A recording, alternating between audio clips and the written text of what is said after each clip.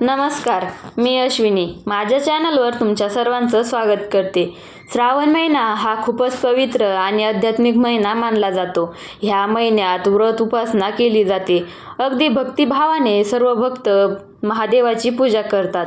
श्रावण महिन्यात सुवासिनी महिलांनी काही गोष्टी ह्या आवर्जून करायला हव्यात आणि काही गोष्टी ह्या टाळायला हव्यात. सुवासिनी महिलांनी माता पार्वतीला प्रसन्न करून घेण्यासाठी काही गोष्टी ह्या नक्कीच करायला पाहिजेत आणि काही गोष्टी ह्या टाळायला पाहिजेत. त्यासोबत या पवित्र महिन्यात आपण कोणते वस्त्र परिधान करतो त्याला सुद्धा खूप महत्त्व आहे. तर कोणता रंग शुभ आहे आणि कोणता रंग श्रावण महिन्यात अशुभ आहे ते आपण आजच्या व्हिडिओमध्ये बघणार आहोत.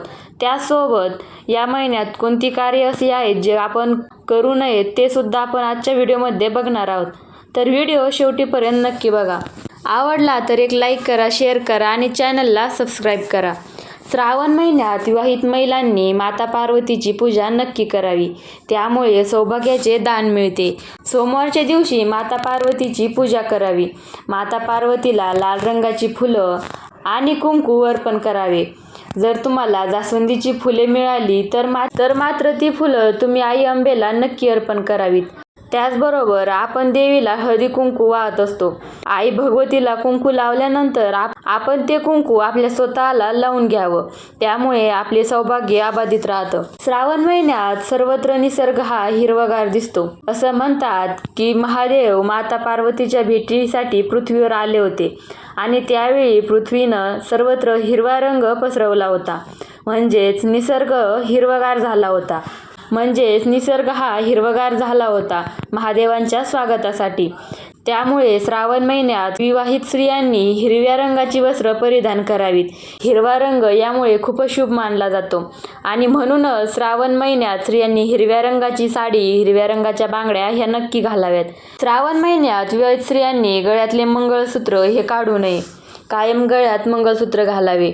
त्याचबरोबर ते तुटलेले नसावे. श्रावण महिन्यात स्त्रियांनी कधीही आपला गळा रिकामा ठेवू नये. ह्या महिन्यात स्त्रियांनी काळे वस्त्र परिधान करू नये, कारण काळे वस्त्र हे नकारात्मक ऊर्जा आकर्षित करतात. त्यामुळे काळे वस्त्र हे चुकूनही घालू नये.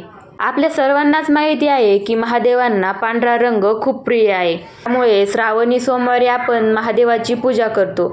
तर महादेवाची पूजा करण्यासाठी आपण पांढऱ्या रंगाची साडी नक्की घालावी.